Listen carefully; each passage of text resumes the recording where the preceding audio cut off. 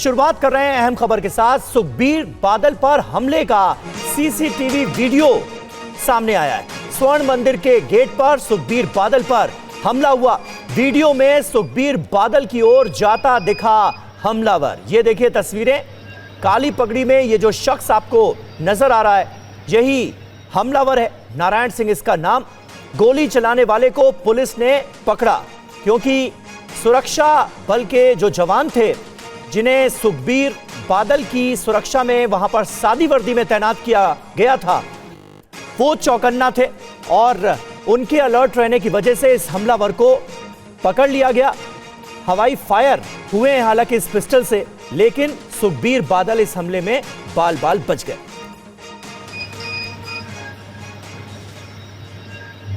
कि ਇਹ ਸਜ਼ਾ ਜਿਹੜੀ ਹੈ ਥੋੜੀ ਹੋਰ ਕਰੜੀ ਜਿਹੜੀ ਸੀਗੀ ਉਹ ਹੋ ਸਕਦੀ ਸੀ, ਲੇਕਿਨ ਸੁਖਬੀਰ ਸਿੰਘ ਬਾਦਲ ਲਗਾਤਾਰ ਹੀ ਗੋਲੀ ਮਾਰਨ ਦੀ ਕੋਸ਼ਿਸ਼ ਜਿਹੜੀ ਹੈ ਉਹ ਕੀਤੀ ਗਈ ਹੈ। ਸੁਖਬੀਰ ਸਿੰਘ ਬਾਦਲ ਨੂੰ ਗੋਲੀ ਮਾਰਨ ਦੀ ਕੋਸ਼ਿਸ਼ ਜਿਹੜੀ ਹੈ ਉਹ ਕਿ ਇਹ ਸਜ਼ਾ ਜਿਹੜੀ ਹੈ ਥੋੜੀ ਹੋਰ ਕਰੜੀ ਜਿਹੜੀ ਸੀਗੀ ਉਹ ਹੋ ਸਕਦੀ ਸੀ, ਲੇਕਿਨ ਸੁਖਬੀਰ ਸਿੰਘ ਬਾਦਲ ਲਗਾਤਾਰ ਹੀ ਗੋਲੀ ਮਾਰਨ ਦੀ ਕੋਸ਼ਿਸ਼ ਜਿਹੜੀ ਹੈ ਉਹ ਕੀਤੀ ਗਈ ਹੈ। ਸੁਖਬੀਰ ਸਿੰਘ ਬਾਦਲ ਨੂੰ ਗੋਲੀ सुखबीर सिंह बादल पर यह हमला उस वक्त हुआ जब वो धार्मिक सजा मिलने के बाद स्वर्ण मंदिर के गेट पर बतौर दरबान सेवा दे रहे थे। एक शख्स रिवॉल्वर निकालते हुए आगे बढ़ा। इससे पहले कि वो निशाना साधता, बादल के पास खड़े एक शख्स ने उसे पकड़ लिया और फायरिंग हवा में हो गई। अमृतसर के पुलिस कमिश्नर ने बताया कि बादल की सुरक्षा में पुलिसकर्मी सिविल ड्रेस में मौजूद थे। बताना चाहता हूँ कि रिशपाल सिंह हमारे पुलिस पर्सनल हैं, जसबीर सिंह और परमिंदर सिंह, इन तीनों ने बड़ा बाखूबी अपनी ड्यूटी अलर्टनेस से करते हुए ये सारा फॉयल किया, जो उन्होंने अटैक करने की कोशिश की। इसमें नारायण सिंह चौड़ा, जो कि पुराने क्रिमिनल रिकॉर्ड भी है जिनका, उनको गिरफ्तार किया गया, केस रजिस्टर कर दिया और हर एंगल से इन्वेस्टिगेशन की जा रही। बादल पर हमला करने वाला नारायण सिंह चौड़ा का पुराना आपराधिक रिकॉर्ड है और बताया यह भी जा रहा है कि वो बेअदबी मामले में बादल से नाराज था। पुलिस कमिश्नर ने बताया कि बादल की सुरक्षा में AIG लेवल के एक अधिकारी, 2 SP, 2 DSP और 175 जवान तैनात हैं और इसी वजह से ये वारदात असफल रही।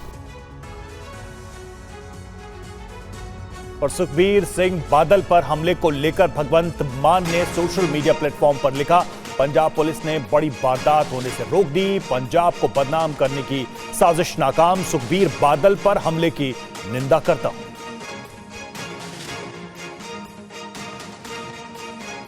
और अब आपको बताते हैं पंजाब के CM भगवंत मान ने सुखबीर बादल पर हमले को लेकर सोशल मीडिया प्लेटफॉर्म X पर क्या लिखा है। सुखबीर बादल पर हमला, भगवंत मान ने लिखा, पंजाब पुलिस ने आज एक बड़ी वारदात होने से रोकी। पंजाब पुलिस की मुस्तैदी का नतीजा है कि पंजाब और पंजाबियों को बदनाम करने की साजिश नाकाम हो गई। पुलिस ने अपनी मुस्तैदी से मौके पर ही हमलावर को गिरफ्तार करके बड़ी कामयाबी हासिल की है। मैं पुलिस की मुस्तैदी की सराहना करता हूं। सुखबीर बादल जी पर हुए हमले की मैं कड़ी निंदा करता हूं।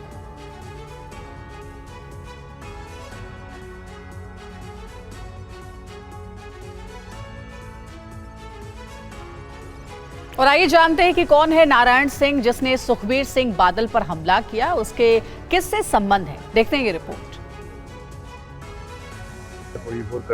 अकाली दल के नेता सुखबीर सिंह बादल पर हमला करने वाले आरोपी की पहचान सामने आई है। स्वर्ण मंदिर के गेट पर सेवा दे रहे सुखबीर सिंह बादल पर हमला करने वाला नारायण सिंह चौड़ा पर पहले से भी कई आरोप हैं। वो खुद को खालिस्तान समर्थक नेता बताता रहा है। नारायण सिंह के संबंध बब्बर खालसा से भी जुड़े रहे हैं। आइए आपको बताते हैं कि नारायण सिंह चौड़ा पर क्या क्या आरोप हैं और उसके किससे संबंध रहे हैं।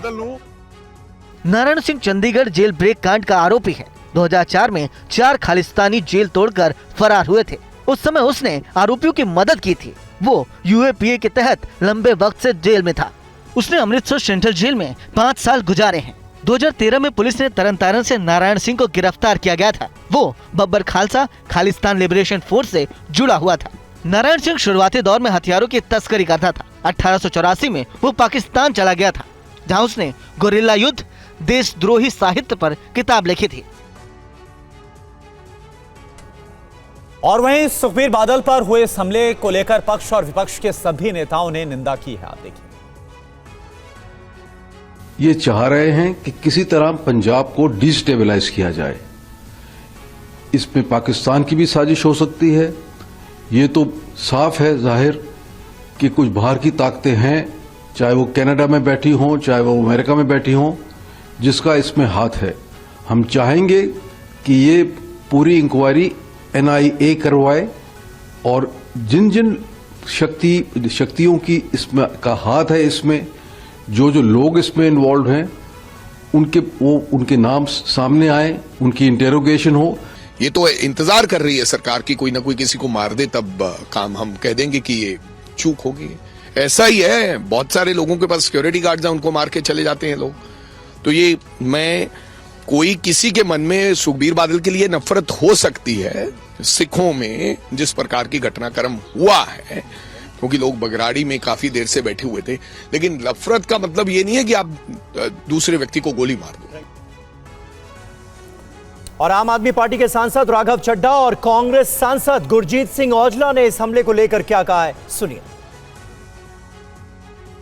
एक सभ्य समाज में कहीं पर भी वायलेंस की और इस प्रकार के हमलों की कोई जगह नहीं है। परमात्मा का शुक्र है कि सुखबीर बादल जी को खरोंच भी नहीं आई और वे बच गए। मैं इसी के साथ साथ पंजाब पुलिस का भी शुक्रिया अदा करता हूं कि उन्होंने मौके वारदात पर उस शख्स को जिसने हमला किया उसे पकड़ा और सुखबीर बादल जी को बचाया। घटना बहुत निंदनीय है और ये नहीं होनी चाहिए थी। हरमंदिर साहब सांझी वालता का प्रतीक है, सबका साझा है और वहाँ लोग कभी भी ऐसा काम नहीं आते। दुश्मनी, वैर, विरोध सब बाहर छोड़ के वहाँ जाते हैं, कैसे भी लोग। लेकिन वहाँ जो सुखबीर सिंह बादल जी को जो सजा अकाल तख्त साहब ने लगाई है, जथेदार साहब ने लगाई, उन्होंने गुनाह कबूल किया है, तो वो सजा पे कोई किसी को आपत्ति है तो जथेदार साहब को बोल सकते हो, आप दोबारा रिव्यू कर सकते हो। लेकिन आप कानून हाथ में लेकर किसी को कत्ल करने चले जाओगे, ये तो दहशत पैदा करोगे ना। ये तो कोई हमारा धर्म भी इजाजत नहीं देता।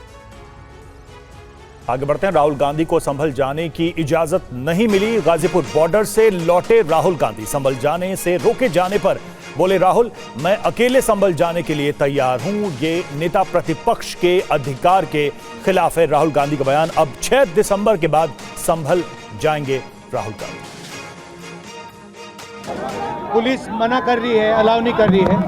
तो एज LOP मेरा अधिकार बनता है कि मैं जा सकता हूं, मगर तब भी वो मुझे रोक रहे हैं। मैंने कहा है कि मैं अकेला जाने को तैयार हूं, पुलिस के साथ जाने को तैयार हूं, मगर उन्होंने वो भी बात एक्सेप्ट नहीं की और अब कह रहे हैं कि कुछ दिनों में अगर हम वापस आएंगे तो फिर वो हमें जाने देंगे। ये एक्चुअली जो LOP के अधिकार हैं उसके खिलाफ है। मुझे अलाउ करना चाहिए, कॉन्स्टिट्यूशन देना मुझे।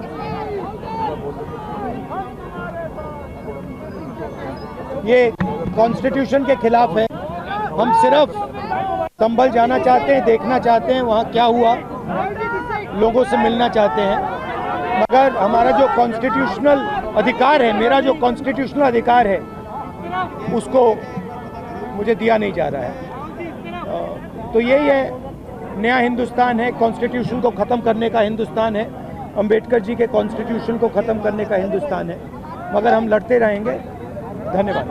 पूरा ट्रैफिक ब्लॉक कर दिया। और बड़ी खबर है, राहुल गांधी को रोकने पर प्रियंका गांधी नाराज हैं। प्रियंका बोली राहुल गांधी संवैधानिक पद पर हैं। प्रियंका बोली राहुल गांधी को रोकना संवैधानिक अधिकार का उल्लंघन है। कि जो संभल में हुआ है वो गलत है। राहुल जी नेता प्रतिपक्ष हैं, उनके संवैधानिक अधिकार होते हैं, वो बाकी लोगों से अलग होते हैं, उनको रोका नहीं जा सकता इस तरह से। उनका संवैधानिक पद है, संवैधानिक अधिकार है कि उनको अलाउ किया जाए कि वो पीड़ितों से मिलने जाएं। उन्होंने ये भी कहा कि मैं अकेला चले जाऊंगा, यूपी की पुलिस के साथ मैं अकेला चले जाऊंगा, मुझे अकेला ले जाइए। वो भी करने के लिए तैयार नहीं है। पुलिस वालों के पास कोई जवाब नहीं है। शायद उत्तर प्रदेश की स्थिति क्या ये है कि आप इतना भी नहीं संभाल सकते, तो फिर आप इतना गर्व से क्यों कहते हैं कि लॉ एंड ऑर्डर आपने संभाल रखा है यूपी में। और चलिए अब आपको राहुल गांधी के संभल दौरे की 3 तस्वीर दिखाते हैं। पहली तस्वीर उस वक्त की है जब राहुल गांधी का काफिला गाजीपुर बॉर्डर पर रोका गया। दूसरी तस्वीर आप देखिए उस वक्त की जब 2 घंटे तक बॉर्डर पर रोके जाने के बाद राहुल गांधी ने प्रशासन से संभल जाने की इजाजत मांगी। उन्होंने यह भी कहा कि वो अकेले संभल जाने के लिए तैयार हैं। हालांकि प्रशासन ने उन्हें जाने की इजाजत नहीं दी। तो राहुल गांधी को संभल जाने से रोकने पर समाजवादी पार्टी के अध्यक्ष अखिलेश यादव और सांसद डिंपल यादव ने भी क्या कहा, आप ये भी सुनिए। आखिरकार भारतीय जनता पार्टी की सरकार छिपाना क्या चाहती है? पहले दिन से ही इस बात को सबने कहा है। समाजवादी पार्टी का भी यही मानना है और समाजवादी पार्टी के साथ साथ आम जनता का ये मानना है, जो कुछ करा धरा है सब भारतीय जनता पार्टी के इशारे पर वहाँ के प्रशासन ने ये घटना की है। जब एक बार सर्वे के लिए सब सहमत थे, सबने सर्वे कराया, आप दोबारा सर्वे इसलिए कराने गए कि झगड़ा नहीं हुआ। जो लोग नारे लगाते गए उनके खिलाफ क्या कार्रवाई भारतीय जनता पार्टी ने की है? किसी भी दल के नेता को ये जाने नहीं दे रहे। आखिरकार छिपाना क्या चाहते हैं? कहीं ना कहीं जो शासन प्रशासन सरकार है किसी तरह की लीपापोती करने में लगी हुई है, तभी आज तक वहाँ के हालात जो हैं सामान्य ये होने नहीं देना चाह रहे हैं, क्योंकि ये जानते हैं कि अगर डेलीगेशन जाएगा और मिलेगा लोगों से तो वहाँ पे जो असलियत में जो हुआ है, जो सच्चाई है वो सामने उजागर होगी। इसीलिए ये लोग चाह रहे हैं कि जितनी देरी हो जाए उतना ही बढ़िया अच्छा है भाजपा के लिए। तो किसी भी दल के नेता को संभल नहीं जाने दिया जा रहा है। आखिर प्रशासन छुपाने की कोशिश क्या कर रहा है, ये सवाल उठाया अखिलेश यादव ने। संभल को लेकर सियासी घमासान लगातार जारी है। राहुल और प्रियंका गांधी से पहले कांग्रेस डेलीगेशन को भी संभल जाने से रोका गया था।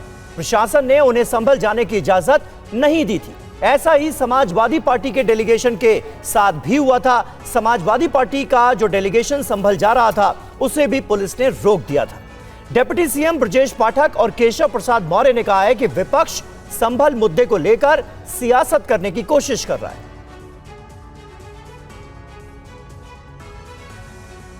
इस प्रकार की घटनाओं को राजनीतिक रंग देने का प्रयास करते हैं, ये बहुत ही दुखद है।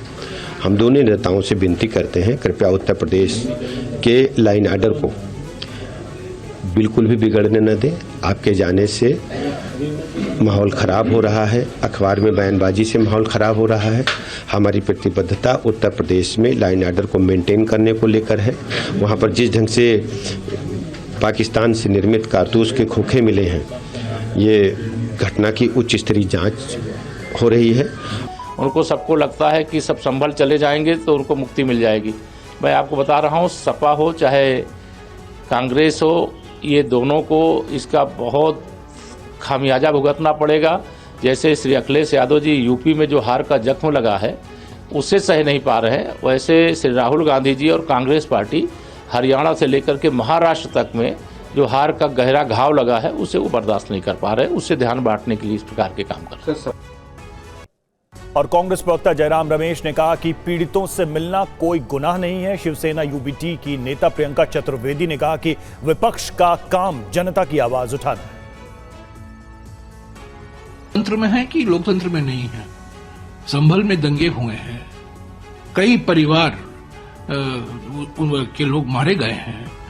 उनकी दर्द और पीड़ा महसूस करने के लिए, समझने के लिए, उनके साथ समय गुजारने के लिए राहुल जी जा रहे हैं, प्रियंका जी जा रही हैं, अन्य कांग्रेस पार्टी के नेता उत्तर प्रदेश के जा रहे हैं और उनको रोका जा रहा है। ये तो तानाशाही है, योगी शाही है, अमित शाही है। समाजवादी पार्टी भी वहाँ पे उनके जो इलेक्टेड रिप्रेजेंटेटिव्स हैं वो भी जाना चाहते थे, उनको रोक दिया गया। कांग्रेस पार्टी के वर्कर्स जाना चाहते थे, उनको रोक दिया। अब राहुल गांधी जी और प्रियंका गांधी जी जा रहे हैं तो इतने इलेबोरेट बैरिकेडिंग की है जैसे जनता को तकलीफ हो।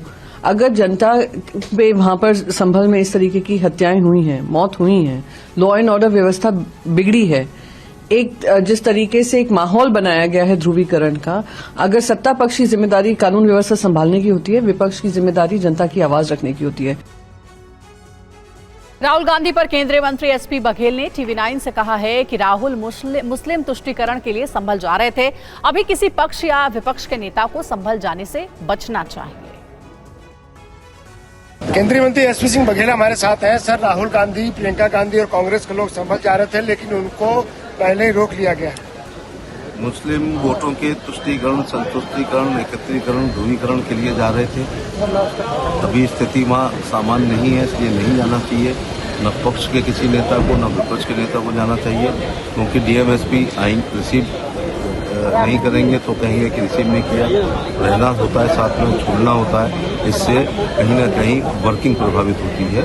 और आज की स्थिति में संभल में जब तक अपराधी गिरफ्तार ना हो जाए और साक्ष्य संग्रह ना हो जाए और स्थिति सामान्य हो जाए, किसी भी नेता को नहीं जाना चाहिए, खासतौर से बड़े नेता। कांग्रेस करेंगी, राहुल गांधी, प्रियंका गांधी और कांग्रेस नेताओं को इसलिए रोका गया क्योंकि सरकार नहीं चाहती कि वहाँ का सच जो है वो सामने आए।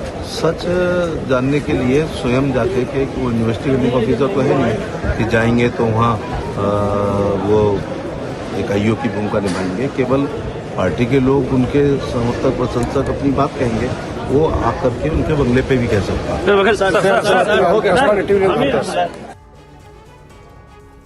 राहुल गांधी को संभल जाने से रोके जाने पर समाजवादी पार्टी के सांसद जियाउर रहमान बर्क ने तानाशाही इसको करार दिया। समाजवादी पार्टी के सांसद जियाउर रहमान बर्क साहब हमारे साथ हैं। सर, राहुल गांधी, प्रियंका गांधी और कांग्रेस के नेता संभल जा रहे थे लेकिन उनको रोक दिया गया। गलत है ये तानाशाही का आदेश जारी करना कि जनप्रतिनिधियों को वहां जाने से रोकना। आज राहुल जी को रोका, कल हम समाजवादी के डेलीगेशन को रोका। हम इस कड़े शब्दों में निंदा करते हैं और हम कहते हैं ये पुलिस प्रशासन जो अपनी करतूतों पर पर्दा डाले रहना चाहता है, ये गलतफहमी का शिकार है कि 10 तारीख तक लोग इस मुद्दे को भूल जाएंगे या पार्टियां भूल जाएंगी। हम तब तक समाजवादी पार्टी और विपक्ष इसकी लड़ाई लड़ेगा जब तक कि वहां के लोगों को इंसाफ नहीं मिल जाता। जिन लोगों की हत्या हुई है, जो पीड़ित परिवार हैं, जिन पे झूठे मुकदमे लिखे गए हैं, जो घायल हैं, वो भी इस देश के नागरिक हैं, किसी दूसरे देश के रहने वाले नहीं है। ये हमारी जिम्मेदारी बनती है जनप्रतिनिधि वहां जाके उनके दुख दर्द में शरीक हो सके और उनकी इंसाफ के हक की लड़ाई को आगे बढ़ा सके। लेकिन प्रशासन कह रहा है कि जब हालात सामान्य हो जाएंगे उसके बाद ही आना ठीक है। हालात सामान्य में क्या है, अब ये बताइए। हालात तो ऑलरेडी सामान्य थे और अभी भी सामान्य है। हालात को बिगाड़ने का काम तो पुलिस प्रशासन ने किया है। अब अपनी नाकामी को छुपाने के लिए उस पर पर्दा डला रहे और जिस प्रकार साजिश रची गई है उस पर पर्दा डले रहने के लिए हमको रोक रहे हैं। और संभल हिंसा की जांच में अब पाकिस्तानी कनेक्शन भी सामने आ रहा है। यहां हिंसा के दौरान कारतूस मिलने का मामला तूल पकड़ता दिख रहा है। संभल हिंसा में जैसे जैसे जांच आगे बढ़ रही है, नए नए खुलासे हो रहे हैं। तफ्तीश के दौरान हिंसा के दौरान पाकिस्तान और अमेरिका में बने कारतूसों के इस्तेमाल की बात सामने आई है। जांच के दौरान पाकिस्तान और यूएस में बने कारतूस मिले हैं। बताया जा रहा है कि एनआईए पाकिस्तान कनेक्शन की जांच कर सकती है। पुलिस सूत्रों की माने तो हिंसा के दौरान पुलिस पर इसी कारतूस से फायरिंग की गई थी। सही है कि पुलिस को इन्वेस्टिगेशन में एक FN 2 स्टार करके कारतूस मिला है और एक POF का कारतूस मिला है। FN कारतूस मिसफायर्ड है और POF जो है वो चलाया गया है। इसके अलावा भी 4 कारतूस मिले। जांच के दौरान फॉरेंसिक टीम को नालियों से 5 खोखा और 2 मिसफायर कारतूस मिले हैं। ये खोखे पाकिस्तान ऑर्डिनेंस फैक्ट्री में बने हैं। सर्च ऑपरेशन में अफसरों की टीम को मौके से पाकिस्तान ऑर्डिनेंस फैक्ट्री के 9 mm के 2 मिसफायर और 1 खोखा बरामद हुआ है। इसके अलावा 12 बोर के 2 खोखे और 32 बोर के 2 खोखे बरामद हुए हैं। और संभल में 24 नवंबर को हुई फायरिंग की जांच के दौरान अब मस्जिद के आसपास की नालियों की भी सफाई कराई जा रही है और मलबे की जांच की जा रही है। खाली कारतूस मिला है, एक अनयूज्ड कार्टेज जो है वो मिला है और ऐसे में जो अब पुलिस की जांच है उसकी दिशा इस ओर भी इशारा कर रही है कि क्या कोई विदेशी ताकतों का भी इस पूरे मामले में हाथ हो सकता है। आपको बता दें कि 1.32 बोर का जो कारतूस है जो मेड इन यूएस का है वो भी इस नाली में से मिला है और ये मिसफायर कार्टेज है जो इन नालियों से मिले हैं। तो कुल मिला के अब पुलिस की जांच जो है वो लगातार बढ़ती जा रही है और इन नालियों में हुई सफाई के द्वारा जो है पुलिस अब इस जांच को और आगे बढ़ाने की कोशिश कर रही है, क्योंकि जब हिंसा हुई थी तो जो गोलियां चली उसमें इस तरह की बात सामने आई कि बहुत सारे जो कारतूस थे उनको नालियों में फेंका गया। और क्या कोई विदेशी ज़मीन का कनेक्शन संभल से हो सकता है? क्या ये साजिश थी? किसके कहने पे, कहां से पैसा आया, किसने फंडिंग की? इन तमाम मसलों को लेकर जो है उत्तर प्रदेश की पुलिस अब जांच कर रही है। और बड़ी खबर महाराष्ट्र से है। नए सीएम महाराष्ट्र के चुने गए हैं देवेंद्र फडणवीस। विधायक दल की बैठक में नेता चुने गए। आज ही सरकार बनाने का दावा करेंगे पेश। आजाद मैदान में कल होगा शपथ ग्रहण कार्यक्रम। विधायक दल के नेता चुन लिए गए हैं देवेंद्र फडणवीस और कल शपथ ग्रहण का कार्यक्रम होगा। वहीं फडणवीस आज ही सरकार बनाने का दावा पेश करेंगे। आजाद मैदान में कल शपथ ग्रहण का कार्यक्रम होगा।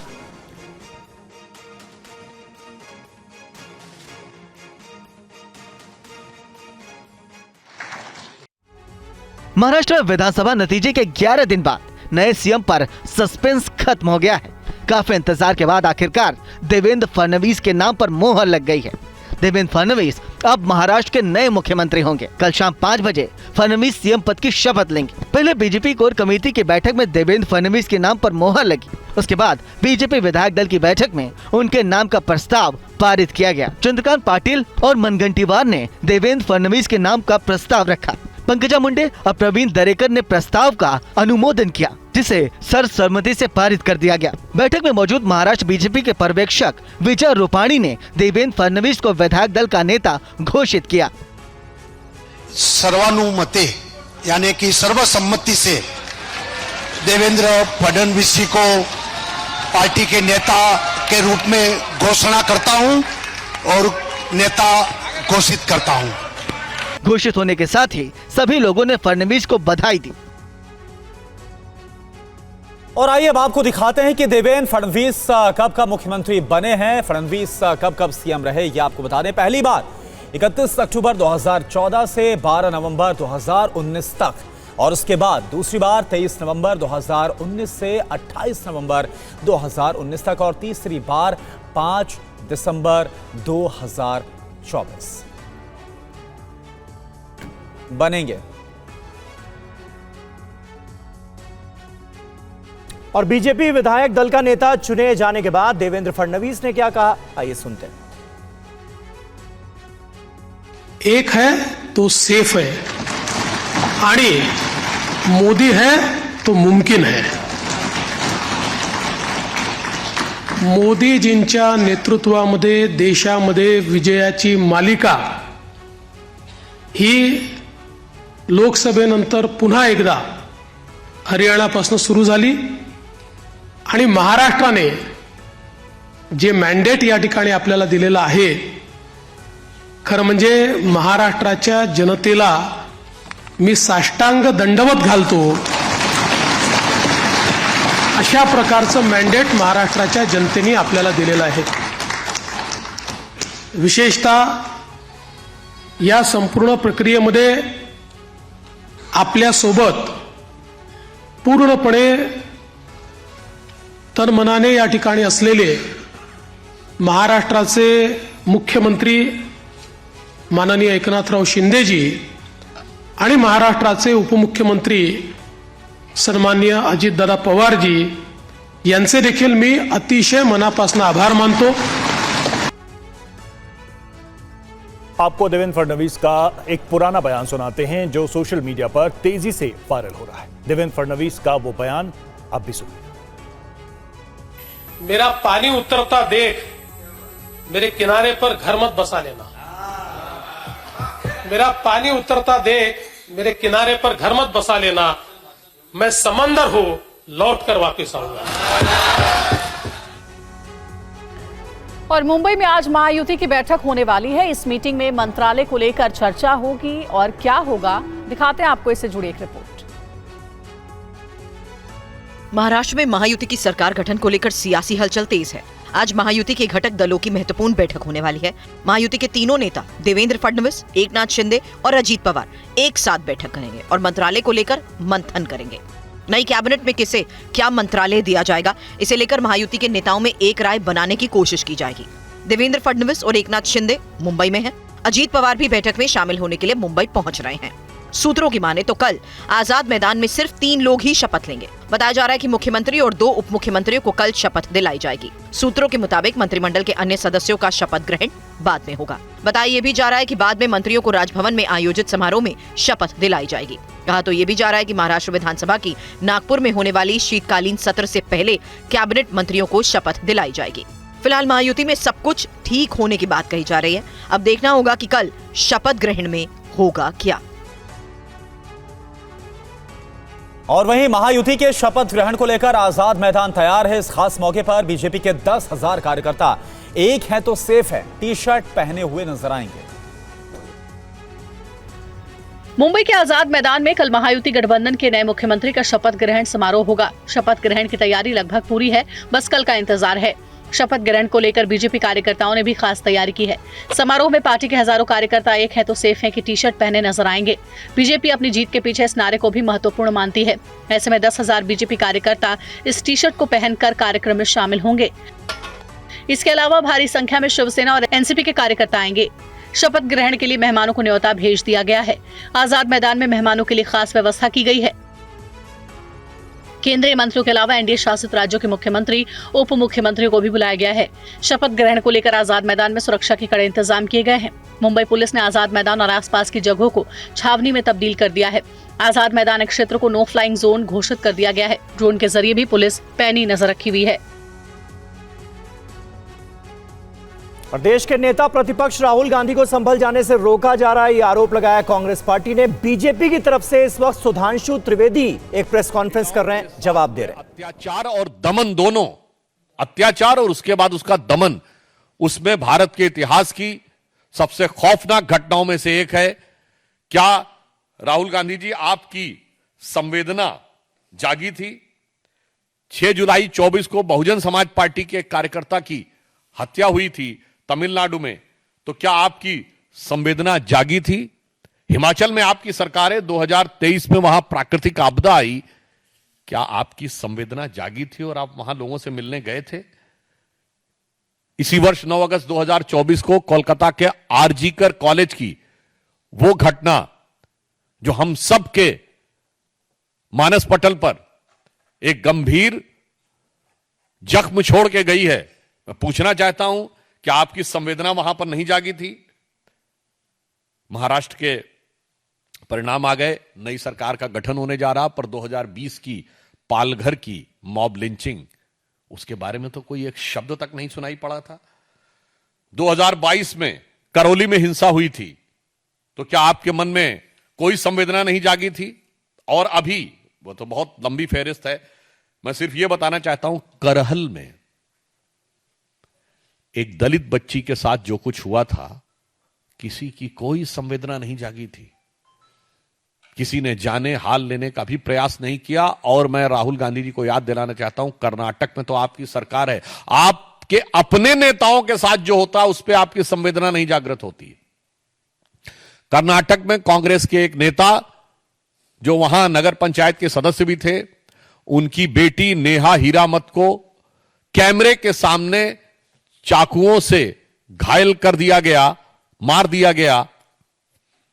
उसके बाद आपका कोई वक्तव्य नहीं आया। और आपके गृह मंत्री ने क्या कहा? वो तो उन दोनों का आपस में था, कुछ संबंध था और आपस में लड़ाई हो गई। इस ढंग का गैर जिम्मेदाराना, शर्मनाक बयान कर्नाटक के होम मिनिस्टर का आया। आपके मन में कोई संवेदना नहीं जागी?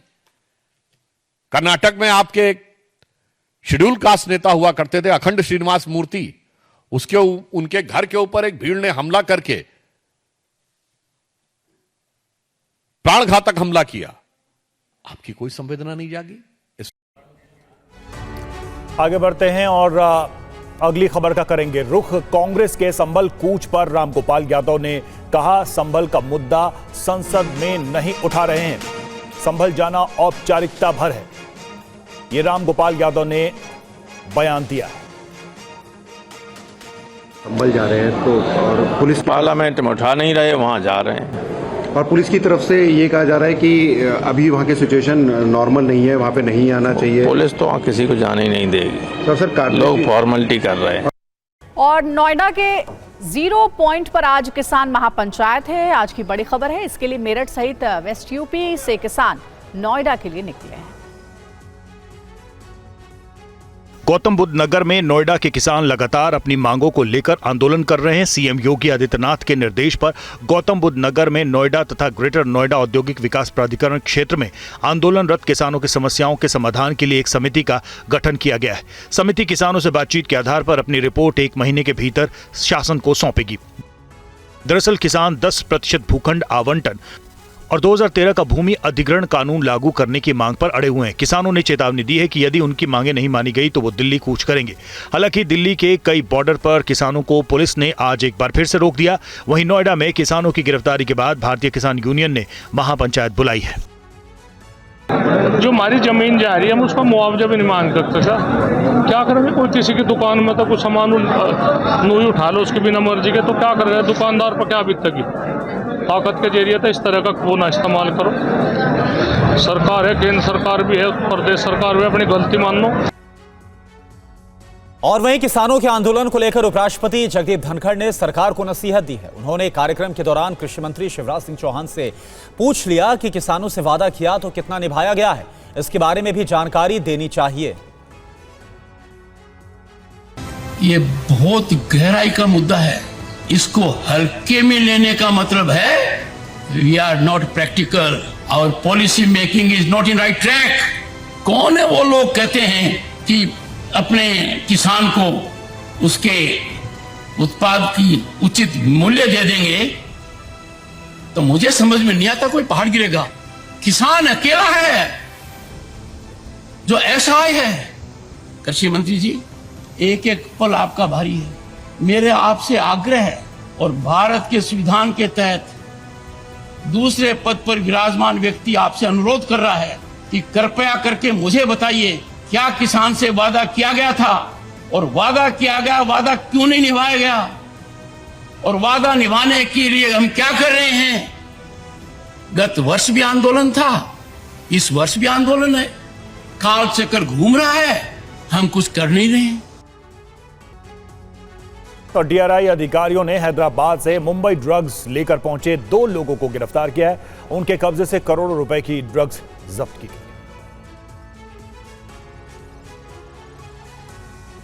तस्करों के पास से डीआरआई ने 16 किलो हाई क्वालिटी की मेथाम्फेटामिन ड्रग जब्त की है। अंतर्राष्ट्रीय बाजार में इसकी कीमत लगभग 20 करोड़ बताई जा रही है। अब तक कुल 5 ड्रग तस्करों की गिरफ्तारी हुई है, जबकि 1 करोड़ 93 लाख रुपए नकद बरामद किए गए हैं।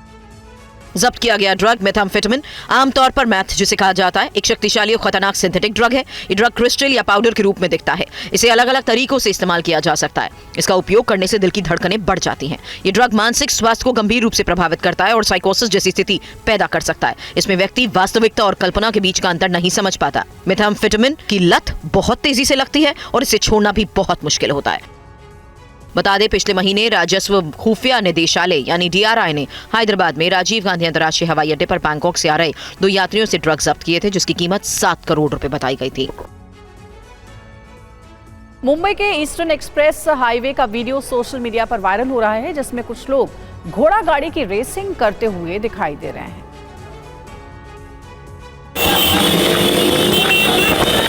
सूत्रों का दावा है कि ये वीडियो रविवार रात का है। ये घोड़ा गाड़ी रेसिंग करने वाले ईस्टर्न एक्सप्रेस हाईवे पर विद्या विहार से एरोली टोल तक इसी तरह रेसिंग करते नजर आ रहे हैं।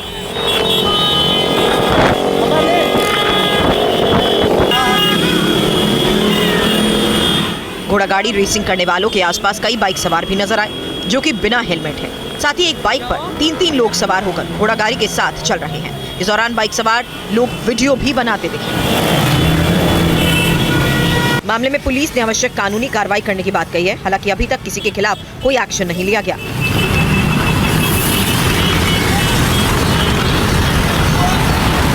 फिलहाल तस्वीरों से साफ है कि हाईवे पर दौड़ रहे इन घोड़ों की वजह से आसपास के गुजरते वाहनों के लिए बड़ी मुश्किल हो रही है। ये तो अच्छा हुआ कि कोई हादसा नहीं हुआ।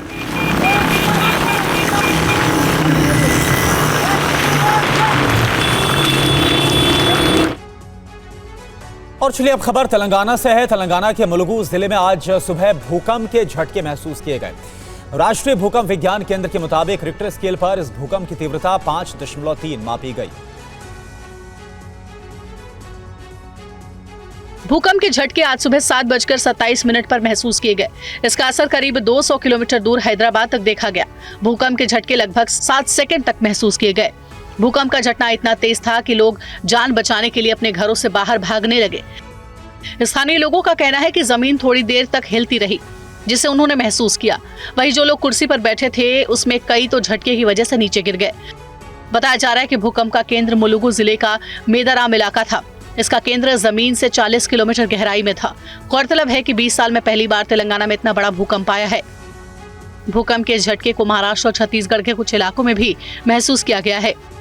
भूकंप के इस तेज झटके से किसी के हताहत होने के या किसी बड़े नुकसान की फिलहाल कोई जानकारी सामने नहीं आई है। अधिकारी स्थिति का आकलन कर रहे हैं, जबकि विशेषज्ञों ने स्थानीय लोगों को भूकंप के दौरान सतर्क रहने और भीड़भाड़ वाली या असुरक्षित इमारतों से दूर रहने की सलाह दी है। और देश में महिला कामगारों की संख्या में लगातार बढ़ोतरी हो रही है। सरकार के मुताबिक पिछले 6 साल में महिला श्रमिकों की भागीदारी में उल्लेखनीय बढ़ोतरी हुई है। ये रिपोर्ट देखिए। देश की वर्कफोर्स में महिलाओं की भागीदारी बढ़ाने के लिए मोदी सरकार ने श्रम कानूनों में कई बदलाव किए। केंद्रीय स्कीम में महिलाओं के लिए रोजगार अवसर बढ़ाने के अलावा सरकार औद्योगिक प्रशिक्षण संस्थानों में ट्रेनिंग देकर महिलाओं को सक्षम बना रही है। श्रम एवं रोजगार राज्य मंत्री शोभा करंदलाजे ने राज्यसभा में बताया कि पिछले 6 साल में श्रमिक जनसंख्या अनुपात यानी WPR और श्रम बल भागीदारी दर यानी LFPR में 15 साल और उससे अधिक की महिलाओं के रोजगार में नियमित वृद्धि हो रही है। 2017-18 में जहां कुल रोजगार में महिलाओं की भागीदारी यानी WPR में 22% और LFPR में 23.3% था, 2023-24 में WPR 40.3% और LFPR बढ़कर 41.7% हो गया है। श्रम राज्य मंत्री ने राज्यसभा को बताया कि इस साल के बजट में रोजगार वृद्धि के लिए सरकार ने महिला रोजगार बढ़ाने के लिए 5 नई पहल की है। सरकार ने महिला हॉस्टल बनाने से लेकर क्रैच की सुविधा देने तक कई कदम उठाए हैं। सरकार ने बजट में अगले 5 साल में युवाओं को रोजगार देने के लिए 2 खरब रुपए का प्रावधान किया है। और अंतर्राष्ट्रीय दिव्यांग दिवस के मौके पर दिल्ली के अंबेडकर इंटरनेशनल सेंटर में एक मैजिक शो का आयोजन किया गया, जिसे देखने केंद्रीय मंत्री रामदास अठावले और कांग्रेस पार्टी के वरिष्ठ नेता शशि थरूर समेत कई सांसद पहुंचे।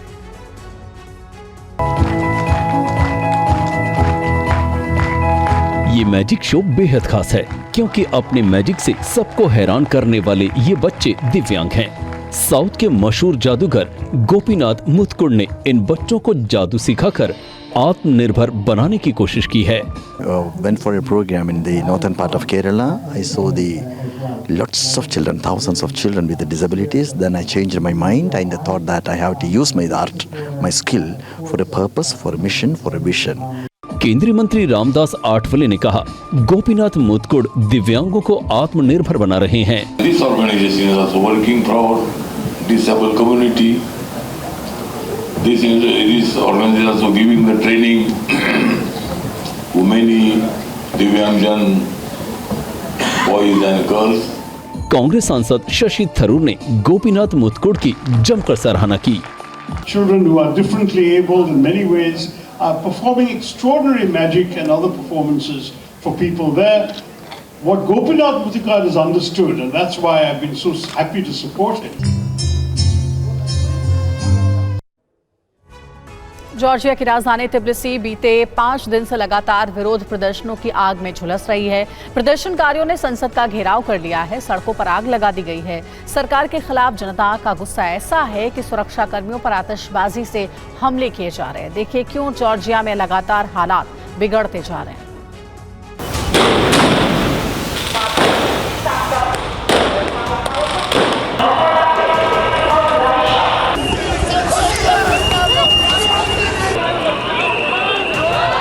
तिब्लिसी में संसद के बाहर जनता जमा है। बीते 5 दिन से संसद के बाहर गदर जारी है।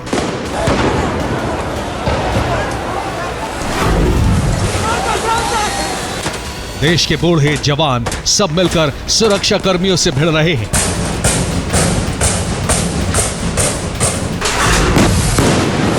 तिब्लिसी में लोगों ने संसद के बाहर सड़क पर जगह जगह आग लगा दी।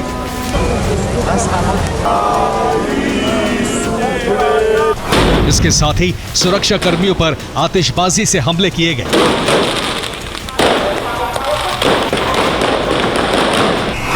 प्रदर्शनकारी अपने फोन की फ्लैश लाइट जला रहे हैं।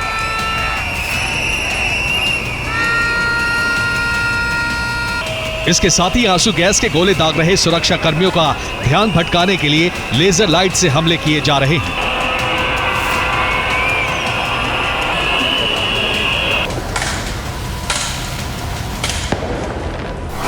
यूरोपियन यूनियन की सदस्यता पर जॉर्जिया संसद में चर्चा हो रही थी। जॉर्जिया की सरकार ने इस बातचीत को 4 साल के लिए टाल दिया। सरकार के इस फैसले से जनता भड़क उठी।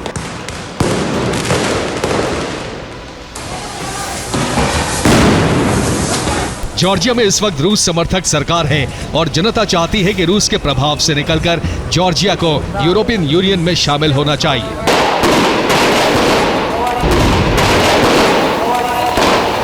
इसीलिए जनता जॉर्जिया की संसद के बाहर जमा होकर प्रदर्शन कर रही है। सुरक्षाकर्मी प्रदर्शनकारियों पर वाटर कैनन से हमले कर रहे हैं। प्रदर्शनकारियों को हटाने के लिए आंसू गैस के गोले भी दागे जा रहे हैं। हालांकि जॉर्जिया के प्रधानमंत्री ने कहा है कि षड्यंत्र के तहत झूठी खबर फैलाई गई है, सरकार ने बातचीत टालने का फैसला नहीं लिया है। हालांकि जॉर्जिया के पीएम ने बातचीत शुरू करने की समय सीमा भी नहीं बताई है, इसलिए जनता का गुस्सा भड़का हुआ है। Bureau report, TV9, Bharatvarsh.